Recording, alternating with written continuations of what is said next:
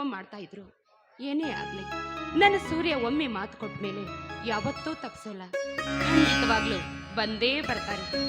ಅವರ ಸವಿ ನೆನಪಲ್ಲಿ ಒಂದು ಕವನ ಬರೀತೀನಿ.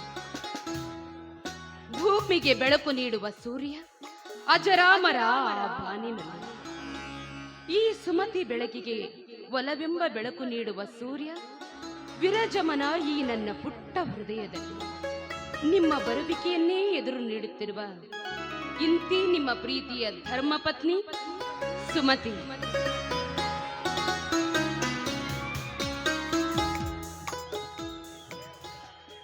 ಕಲ್ಲು ಸಕ್ಕರೆಯಂತೆ,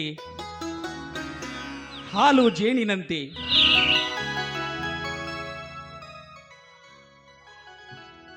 ನಿನ್ನೆದುರಲ್ಲಿ ನಾನು. ಸೂರಿ, ಯಾವಾಗ ಬಂದ್ರಿ? ಎಲ್ಲಿದ್ರಿ ಇಷ್ಟೊತ್ತನ? ಅಲ್ಲ, ಈಗ ತಾನೇ ಬಂದೆ. ನೀನು ಕವನ ವಾಚಿಸ್ತಾ ಇದ್ದೀಯಲ್ಲ, ಈ ಬಣ್ಣ ಬಣ್ಣ ಹೂಗಳನ್ನು ಕಣ್ತುಂಬ ತುಂಬಿಕೊಳ್ತಾ ಇದ್ದೆ. ಹಾಗೆ ನಿನ್ನ ಧ್ವನಿಯಿಂದ ಬರುತ್ತಿರುವ ಕವನವನ್ನ ನನ್ನ ಹೃದಯ ತುಂಬಿ ಕೇಳ್ತಾ ಇದ್ದೆ. ಇದಕ್ಕೆಲ್ಲ ನೀವೇ ಅಲ್ವೇ ಕಾರಣ? ನಾನು ಹಾಗೆ ಕಾರಣ ಆಗ್ತೀನಿ ಹಾಗೆ ಅಂತ ಕೇಳ್ತಾ ಇದ್ರಲ್ಲ. ನೀವು ನನಗೆ ಬರೆಯುತ್ತಿರುವ ಒಂದೊಂದು ಪತ್ರ ಕೂಡ ಒಂದೊಂದು ಕವನಗಳಿದ್ದಂತೆ. ಆ ನಿಮ್ಮ ಸವಿ ನೆನಪಲ್ಲೇ ಕಾಲ ಕಳೀತಾ ಇದ್ದೆ.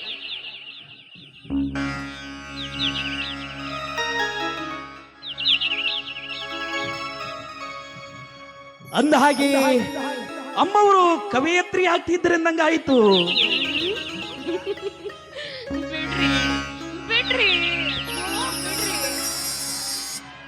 ಏನ್ರಿ ಅದು ಇಲ್ಲಿ ಇಷ್ಟೊತ್ತಲ್ಲಿ? ಅಲ್ಲ, ಇಲ್ಲಿ ಏನಾಗಿದೆ ಈಗ ನೋಡು.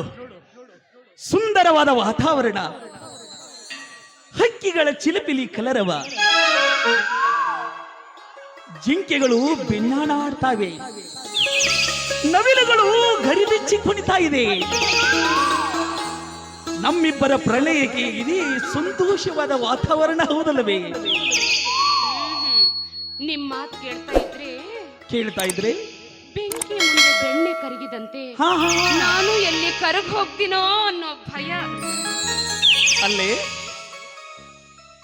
ಬೆಣ್ಣಿನುವುದು ಬೆಂಕಿ ಮುಂದೆ ಇಟ್ಟಾಗಲೇ ಶುದ್ಧವಾದ ತುಪ್ಪ ಸವಿಯಲಿಕ್ಕೆ ಬರೋದಲ್ಲವೇ?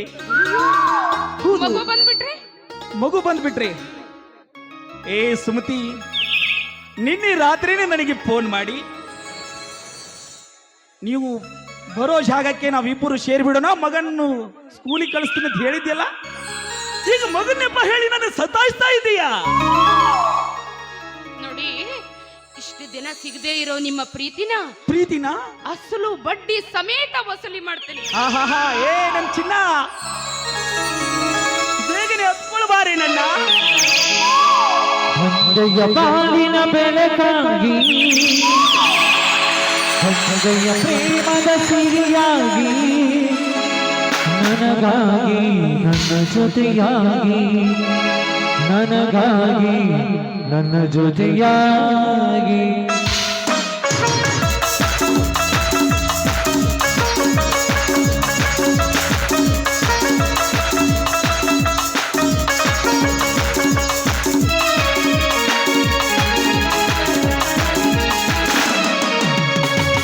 ಒಂದೆಯ ಬಾಳಿನ ಬೆಳಕಾಗಿ, ಒಂದೆಯ ಪ್ರೇಮದ ಸಿರಿಯಾಗಿ, ನನಗಾಗಿ ನನ್ನ ಜೊತೆಯಾಗಿ, ನನಗಾಗಿ ನನ್ನ ಜೊತೆಯಾಗಿ.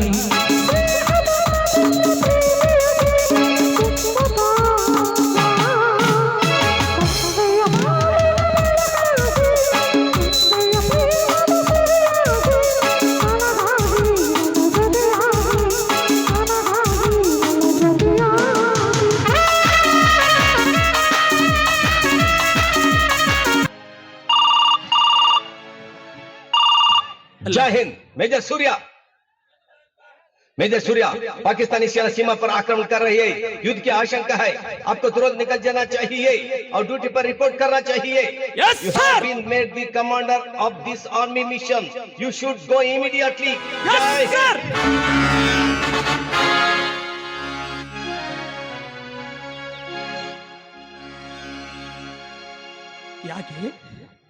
ಯಾಕೆ ಕಣ್ಣಲ್ಲಿ ನೀರು?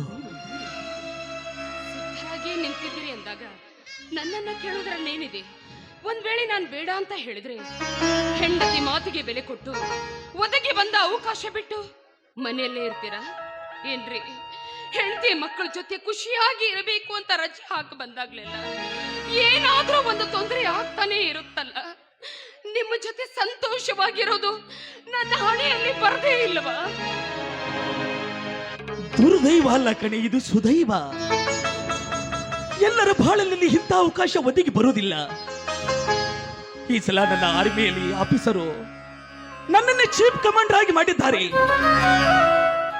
ವೀರ ಸೈನಿಕನ ಹೆಂಡತಿಯಾಗಿ ನಿನ್ನ ಕಣ್ಣಲ್ಲಿ ನೀರು. ಅಳಬಾರ್ದು ಕಣಿ. ಈ ಸಲ ಯುದ್ಧಕ್ಕೆ ಹೋಗ್ತಿರೋದು ಯಾರು ಹೇಳು? ಯಾರು ಹೇಳು? ಈ ಸಾವಳಿಗೆ ಮಣ್ಣಿನಲ್ಲಿ ಹುಟ್ಟಿದ ಹುಲಿ. ಸ್ವತಂತ್ರ ಪೂರ್ವದಲ್ಲಿ ಸ್ವತಂತ್ರ ಕಿಚ್ಚನ್ನು ಹಚ್ಚಿದ ಈ ಸಾವಳಿಗೆ ಮಣ್ಣಿನಲ್ಲಿ ಹುಟ್ಟಿದ ಹುಲಿ ಇವತ್ತು ಪಾಕಿಸ್ತಾನಿಗಳನ್ನು ಮಟ್ಟ ಹಾಕಲು ಯುದ್ಧಕ್ಕೆ ಹೋಗ್ತಾ ಇದ್ದಾನೆ. ಏನೇ ಚಿನ್ನ, ಹೋಗುವ ಸಮಯದಲ್ಲಿ ಸಂತೋಷದಿಂದ ಕಳಿಸಿಕೊಡುವುದನ್ನು ಬಿಟ್ಟು ಅಳುತ್ತಾ ಇದೀಯಾ? ಪಾಕಿಸ್ತಾನಿಗಳು ನಮ್ಮ ಮೇಲೆ ದಂಡೆತ್ತಿ ಬರ್ತಾ ಇದ್ದಾರೆ ಅಂದ್ರೆ ಸಕಲ ಸಿದ್ಧತೆಗಳನ್ನ ಮಾಡಿಕೊಂಡೇ ಬಂದಿರ್ತಾರಲ್ಲ. ಅವರು ಏನು ಸಿದ್ಧತೆಗಳನ್ನು ಮಾಡಿಕೊಂಡು ಬಂದಿರಲಿ, ಅವರೇನು ಮಂತ್ರ ಕುತಂತ್ರಗಳನ್ನು ಮಾಡಿರಲಿ, ಅವರನ್ನೆಲ್ಲ ಮಟ್ಟ ಹಾಕಿ ಈ ಭಾರತ ಕೀರ್ತಿದ ಜನಗೆ ಕಡಿತೀನಿ. ಏ ಚಿನ್ನ, ಅಳಬಾರ್ದು, ಸಂತೋಷದಿಂದ ಕಳಿಸಿಕೊಡ್ಬೇಕು.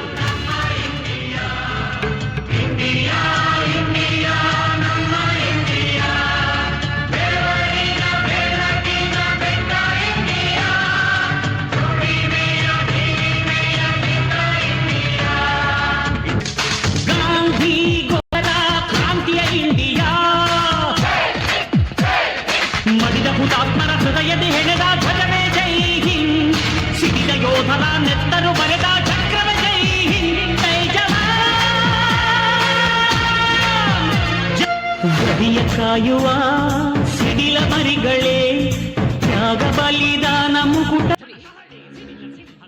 ಬರ್ತೀರಾ ಅಂದ್ರೆ? ಹೌದು ಸುಮತಿ. ಸರಿ, ಯುದ್ಧದಲ್ಲಿ ಗೆದ್ದು ನಮ್ಮೂರಿನ ಹೆಸರು ನೀವು ತರಬೇಕೆಂದು ಆ ದೇವರಲ್ಲಿ ನಾನು ಪ್ರಾರ್ಥಿಸ್ತೀನಿ. ಈ ಮಣ್ಣಿನ ಮಗಳಾಗಿ ಆದಷ್ಟು ಬೇಗ ನೀವು ಗೆದ್ದು ಬರಲಿ ಅಂತ ಆ ದೇವರಲ್ಲಿ ನಾನು ಕೇಳ್ಕೊಳ್ತೀನಿ. ಅದೆಷ್ಟೇ ವರ್ಷ ಆಗ್ಲಿ ನಿಮಗೋಸ್ಕರ ನಾನು ಕಾಯ್ತೀನಿ. ತುಂಬಾ ಸಂತೋಷ ಕಣೆ. ಪ್ರತಿಯೊಬ್ಬ ಸೈನಿಕನ ಹೆಂಡತಿಯು ಕೂಡ ಈ ರೀತಿ ಗಂಡನ ಬೆಂಬಲವಾಗಿ ನಿಂತರೆ ನಮ್ಮ ರಾಷ್ಟ್ರ ಯಾವಾಗಲೂ ಬಲಿಷ್ಠವಾದ ರಾಷ್ಟ್ರ ಆಗಿರುತ್ತೆ. ಸಂತೋಷದಿಂದ ತಿಳ್ಕೊಳ್ಬೇಕು. ಯುದ್ಧ ಅಂದ ಮೇಲೆ ಸೋಲು ಗೆಲುವು ಸಾವು ನೋವು ಎಲ್ಲವೂ ಇರುತ್ತದೆ. ನೀನ್ ಹೀಗೆ ದುಃಖಿಸಬಾರ್ದು. ಏನ್ ಹೇಳ್ತಾ ಇದ್ದೀನಿ? ಯುದ್ಧದಲ್ಲಿ ಈ ಪಾಕಿಸ್ತಾನಿಗಳ ಮಟ್ಟ ಹಾಕಿ ಭಾರತದ ನೆಲದ ಕೀರ್ತಿ ಪತಾಕೆ ಹಿಡಿತೀನಿ. ಒಂದು ವೇಳೆ